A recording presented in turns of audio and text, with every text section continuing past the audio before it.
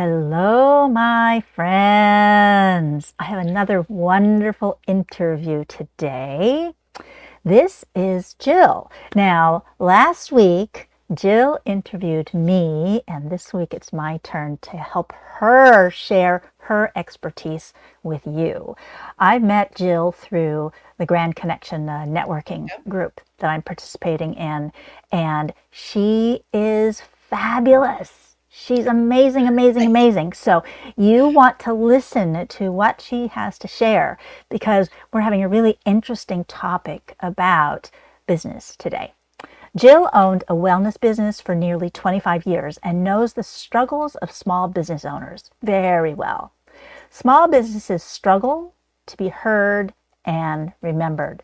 They want to be resilient and have income streams that are focused enough that the business makes sense, but diverse enough to survive economic pressures. Now, Jill connects small and medium business owners with resources, people, and systems that help their businesses thrive. Welcome, Jill. Thanks, Sandra. How are you? That was such a lovely introduction. And it is true, right? It's very hard for us that are smaller businesses or one stop, one person shops to get heard and be seen and be remembered because we're not all over, the place all the time usually, and it's sometimes we just get kind of overlooked. How do we distinguish ourselves? Well, I think there's lots of ways. Um, as I was investigating how to do that, I the to me the secret is having people wait for what you're going to say. So creating a venue or an avenue where people are waiting for your message. And so one of the things that I have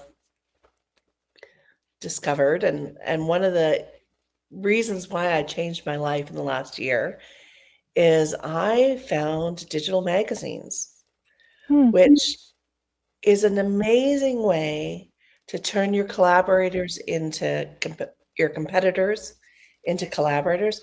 So for you and I, we're not really competitors, but we both help people find wellness in different ways. Mm-hmm.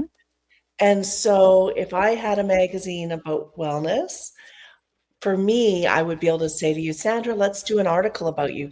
Let's tell the people your story. And then you get 10 people together or so every issue and you tell a story, you show pictures, it looks beautiful, and people subscribe. So they're waiting for your message. And then you can reach out to people who are sort of in your field, who are doing fabulous things, who maybe already have good blogs and interesting audiences.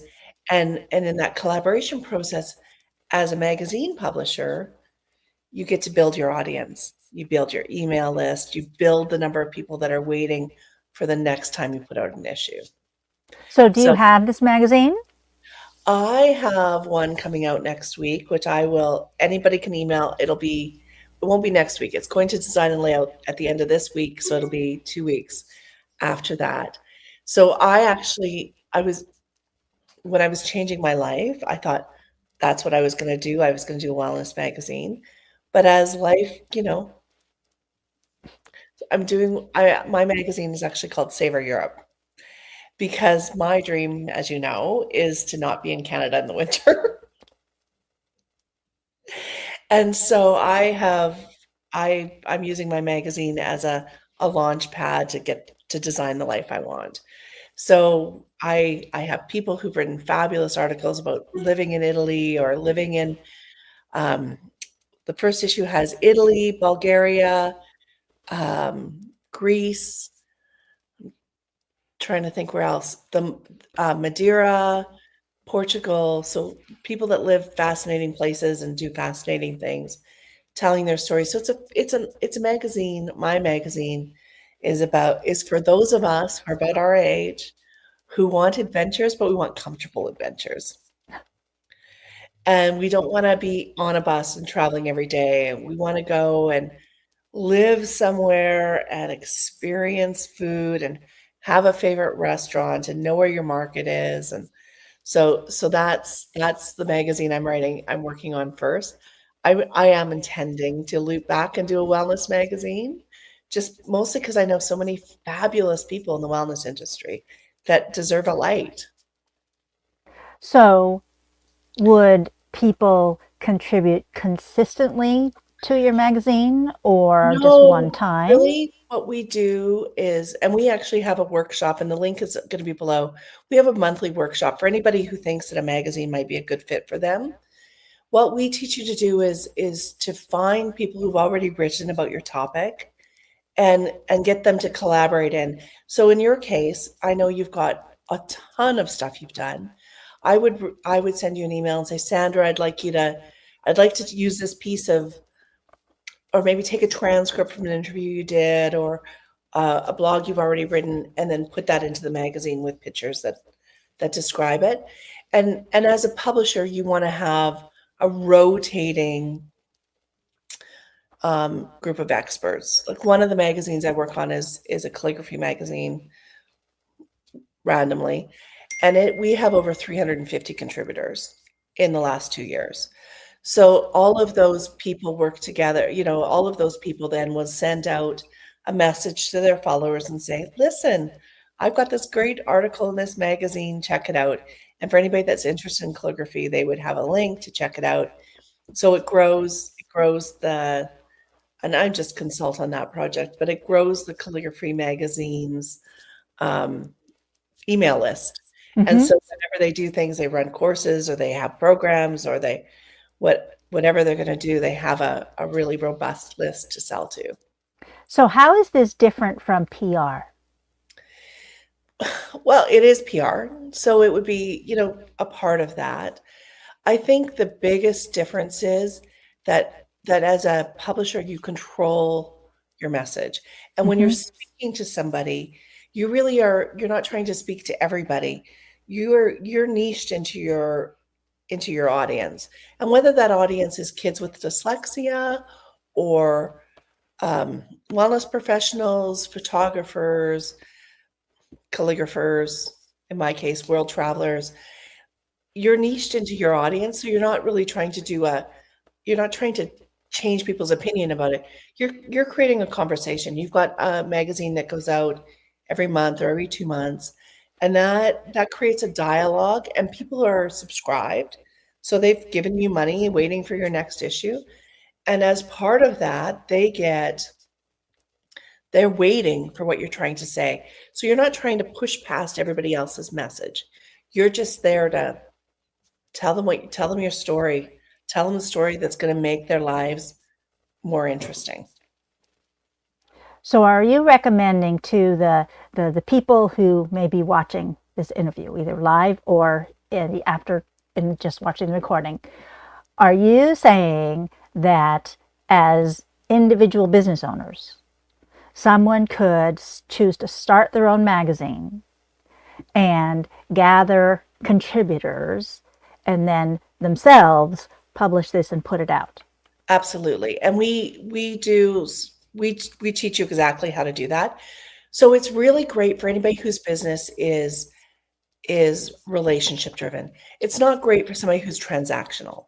So if you just sell life insurance, that's a transaction. That's not really well, we do have investment magazines. So if you're selling an investment, something that could be different. But for somebody whose relationship with their clients is ongoing and evolving through time, it is a really great way to keep that dialogue going where, and you do develop a relationship with the things you read all of the time. So your readers really do get to know kind of your outlook on life, your top of mind. You're an absolute expert in your industry. If you're publishing the magazine on it, if you're publishing the magazine on biohacking your brain, you're the expert on it, right? Even though you may not be doing very much of the actual writing yourself, you're publishing the magazine. It is a great way to develop authority. Hmm. Yeah. So, do you have a business that organizes the magazine part of it, Yeah, and so you that want people to then come on and work with you to develop their own magazines, and you just facilitate that process. yeah. So Magcast, which is the company I work with, um, we have over 3,000 magazines that we put out Hmm? every every year, like 3,000 Ish. publishers that we work with. Hmm? So there's over 3,000 magazines available, and they're available through the Apple Play Store or the Apple Store and the Google Play Store. But yeah, so anybody who thinks that they would like to change how they talk to their clients, the link the link I gave you earlier, the Magcast/Jill, that link actually takes you to a registration where you can go to a workshop and figure it out if that's what you want to do. And it's super interesting. And I wasn't really intending to talk so much just about magazines and Magcast. I was more, thinking we would talk more about connections in general, but um, I've been working on it all day, maybe, and it's just all over my heart right now. Well, so now tell me what you want to say about connections in general. Huh. I really do think that being in part of a networking group like you and I, or with Grand Connections and with some other things that we do, those connections, the people that you connect to, that you know something about, you care about their business, you care about kind of their life and how they show up in the world. And when you have those types of connections, people that you care about are more likely to care about you.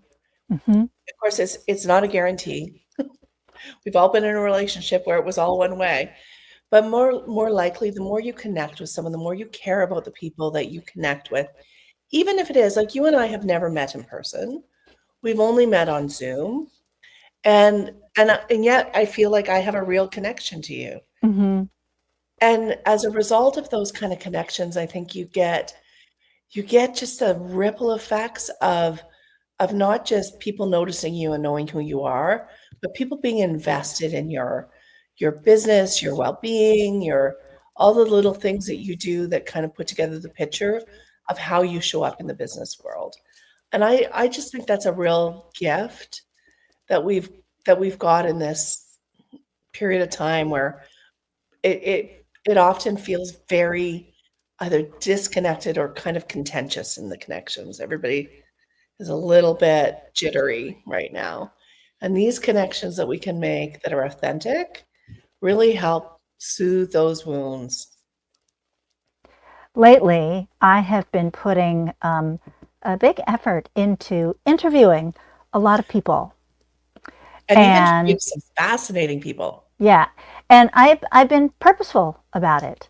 So I know that when I interview someone about themselves and their business, I am I'm giving them something. I'm It giving is a them, gift. boosting them, and calling attention to them, and that by doing this, I'm really doing something for somebody without asking much in return.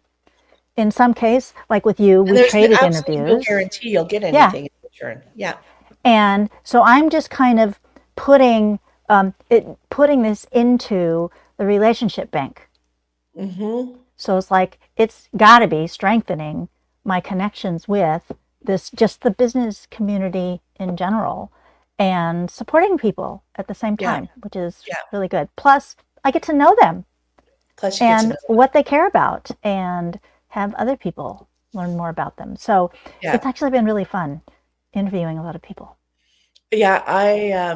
When I did my first podcast about a year ago as a guest, going into it, I thought, gosh, this podcasting thing is weird. I don't know why anybody would do it. And then I started doing podcasts and being a guest. I thought, gosh, this is so much fun. I can't wait to do it again, which is why I now also have a podcast because it's really fun to talk to people and find out what their story is. Yeah. Yeah. So, what else do you want to tell the business Well, what owners out else should there? we talk about, Sandra? Like, I feel like you and I should, I don't know. I think that you and I should plan a retreat of some sort where we get a whole bunch of people together That would be so much fun. and do some stuff. So, but that's not really a podcast conversation. That was just, I've been talking to people about retreats for the last 2 days. And because somebody else brought it up to me. And I actually, just after I talked to you, I talked to someone else and she's like, oh, I do retreats. I'm like, oh, I'd love to do a retreat with Sandra. That would be fun. What a great way to get people connected. Yes. There's so much that I could do in a retreat setting. There is so much you We could could do. do human design. We could do healing work. We could do all kinds of things, dreaming, creating. Yeah. Yeah. Meditation or calligraphy as meditation, which I'm trying to organize somebody to do for me now. But yeah, I think we should do that. But that's a little bit off topic. But watch the space, people. And my camera's somewhere different. So watch the space out there, you people. Sandra and I are going to do something fun together. Because it seems a shame that we're so far, almost not far apart. Because you're only in Vancouver and I'm in Calgary. I'm actually Oh, you're in closer. Washington. Yeah, I live in Penticton. So Oh, not even as far away as Vancouver. oh, wow. And that's great retreat area. There's lots of good places to retreat. Come in the summertime and there's like all Well, kinds of we things do happen. like we usually we have really good friends who have a place between Vernon and Kelowna. Hmm. And then and I know so when our intention is to be out there at some point this summer for a week or 10 days. So hopefully I will we can see you. coordinate. Yes. Yes. So is there a last message you want to leave people with? Just listen more than talk to your Hmm. clients and ask lots of questions, even questions that you think are wildly inappropriate. It's a great way to find something out about somebody and to have them tell you something that's really going to make you memorable to them and them memorable to you. Ask an inappropriate question, like not a kinky question or anything like that, but like a question about an emotion or about something that you think that other people don't ask them that shines light on who they are. Well, I know when I'm talking with people, if I run a human design chart, I Yeah, find out lots about them, and that totally changes the whole conversation it when I do totally that. changes the whole conversation. Yeah, you know secrets about me my mother doesn't know.